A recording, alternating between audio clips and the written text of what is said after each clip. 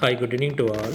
So today's module is the rights of bankers towards the customers, which are given below.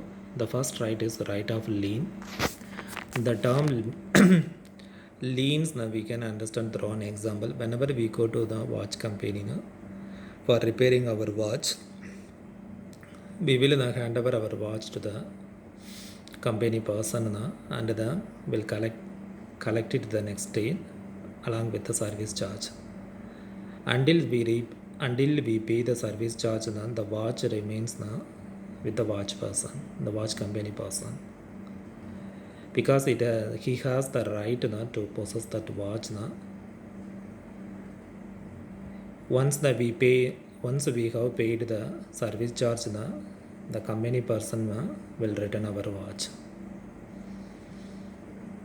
The watch company person has the right to retain the possession of our watch, is called lien. Banks have the right to keep goods and securities belonging to the debtor as a security until the loan is repaid by the debtor. If we get loans from the banks, the bank asks us security as a collateral from the debtor, which means the customer. Once we repay the loans amount, we can get back our security. Banks have only the right to maintain the security of the debtor and not to sell. Because the bank acts as a general lien towards the customer, it has only right to maintain the security, not to sell them. The second one is the right of set off. The banker has the right to set off customers' accounts.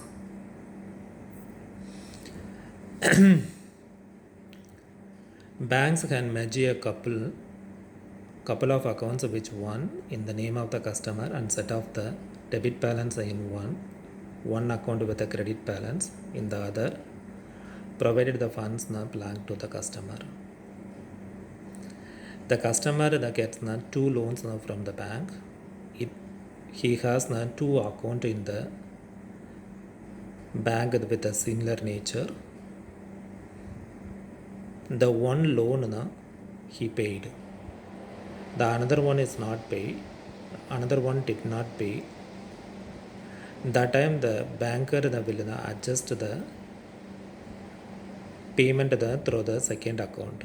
It's called the right of set off, because the banker has a right to set off through the second account. It's called the right of set off. The third one is the banker's right of appropriation. If a customer has taken many loans from the bank and he deposits some money in the bank without any instruction, and if that amount is not sufficient to discharge all loans, the bank has a right to appropriate the amount deposited to any loans, but the customer should inform the same. In this case, customer gets a lot of many loans, but he repay only the limited amount, but he didn't instruct anything with the banker which loans need to repay. So that times the banker will appropriate banker will choose himself which loan have to repay first. It has three criteria which are explained under the section of section 59 to 61 of Indian Contract Act in 1872. The first criteria, as per section 59, appropriation is decided by debtor.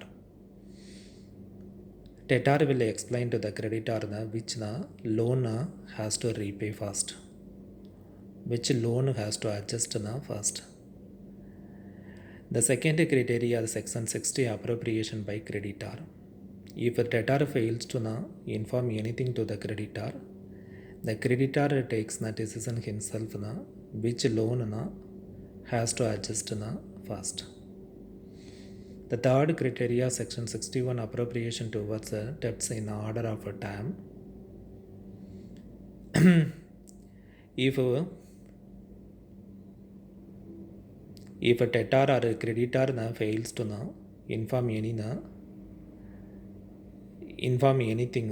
the creditor goes to the chronological order, which loans has to adjust first.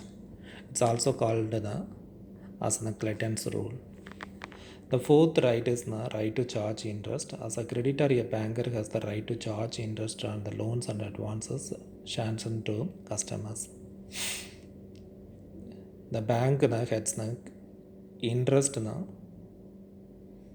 in terms of loans and advances which are provided to the customers. Interest is usually charged monthly, quarterly, semi-annually or annually. It's all the time basis for collection of interest. The next one is the right to close the account. If the customer is not properly maintained the account, banks have all the rights to close the account by sending a notice to the customer. If a customer fails to maintain the account properly, then banker will close the account after informing to the customer. Thank you. We will see you again with another session. Until then, stay tuned, stay blessed. Bye.